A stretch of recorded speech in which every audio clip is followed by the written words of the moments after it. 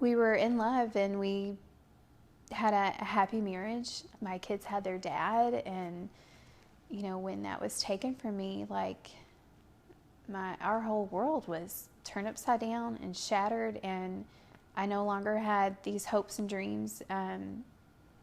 My kids will never have their dad. Amy Ellis was 30. The boys, Parker and Hunter, only 6 and 7 years old when they were robbed of their dad on May 25th, 2013. I think every year I'm like, okay, I'm in a better place. It never fails. It's the weather starts changing, the smell in the air, just, I don't know what it is, but it just brings you back to that, like the day before, and then you just kind of relive it and play it over in your head. Parker is playing baseball, and just this past week being at the field kind of brought back, you know, the smells and the feel, and the very last place I saw Jason was at the baseball field. Ellis, a former baseball player himself, coached his son's team just hours before he was murdered. He was working that night, so he had his uniform on and was there just coaching like normal. He left abruptly when duty called. He left and the game ended, and I was a little frustrated because he didn't say bye. Amy took the boys home. And I do remember him calling at some point. I don't know what time it was, but we were already asleep, probably 10-ish. And I just remember hearing him, you know, just say, I love you and love you too. And that was it. About 2 a.m., Ellis signed off, making his final call to dispatch. 139, fine. 139 off duty, 0200.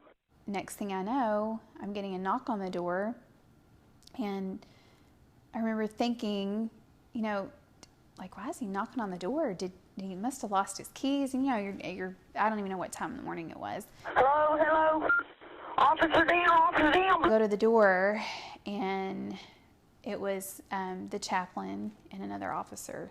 The police car is sitting in the middle of the road with the lights on, and we didn't know what it was. It's a tree across the road. He is not breathing. And I remember opening the door and them telling me there was an accident, and I asked, you know, is he okay? Ma'am, can you advise the status of the officer? Is he conscious? I believe he's dead. The calls came through on his own police radio from passersby. Ellis was ambushed, shot to death as he cleared brush from his path on exit 34 on the Bluegrass Parkway, just minutes from his home. I worried, you know, like, did he lay there? Did he suffer? You know, did anyone bother him or, you know, torture him or anything? You know, all the terrible things that come to your mind. And but they told me no, that he didn't suffer because he didn't even see it coming. I was thankful for that, you know, that he didn't suffer. So go rest high on that mountain.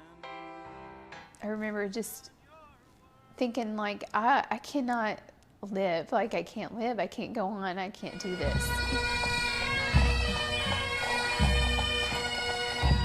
Her faith and the outpouring of support from officers, friends, family, and strangers carried her through the darkest days of her life.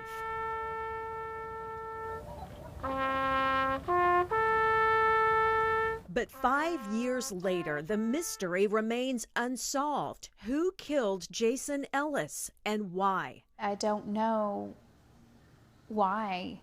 I mean, and the case has been so deeply investigated, and it doesn't make any sense. But it leaves the Ellises with questions and fears. One of the boys worried he'll be killed in the middle of the night.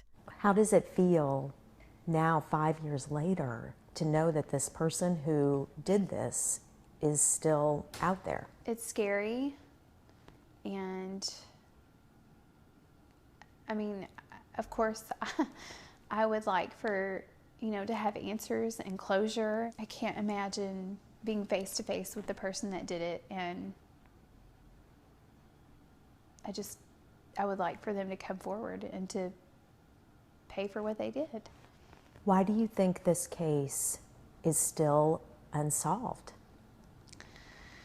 Lack of evidence. Why is it important for you to talk about this now? Well, you know, it's 5 years, I feel like, is kind of a milestone, and it's not solved. I don't want people to forget that, number one, it's not solved. Number two, I don't want people to forget how amazing he was as a person and a father and a husband, a brother, a son, a friend, an officer. Jason Ellis still very much a part of their lives and a visible presence in their home and the boys' rooms with pictures and scrapbooks. They're happy, and that's you know, the way I am trying to help them to, you know, see that you can remember your dad and the amazing man that he was. But he would want us to not just lay down and die and just give up. You know, he would want us to live a good life, and that's what I'm trying to do. And Amy thinks he would approve of a new development in her life. She's recently engaged. It was not what I expected, and I know in his life either. And but God had bigger plans for both of us. He has been very supportive in allowing the boys and I to honor Jason, and that's been a very important part. The relationship comes with the blessing of Ellis's family. And they, you know, welcomed him with open arms, and he just fit right in. And, you know, everyone has said if Jason could pick somebody, it would be him. This has given you a new perspective on life. How do you see things differently now? Well, I don't take anything for granted. I live each day like it's going to be my last. Telling your loved ones that you love them, like anytime that you part. You love harder, you feel more, and you don't take anything for granted. Forced to move forward, but never forgetting, and on a mission with one final appeal for the person who can finally put this mystery to rest. I'm just hoping that by me speaking, you know, for the first time, I feel like I'm finally in a better place where I can, and I'm ready, and I just hope that it will just stir somebody and somebody's conscience, and they'll come forward.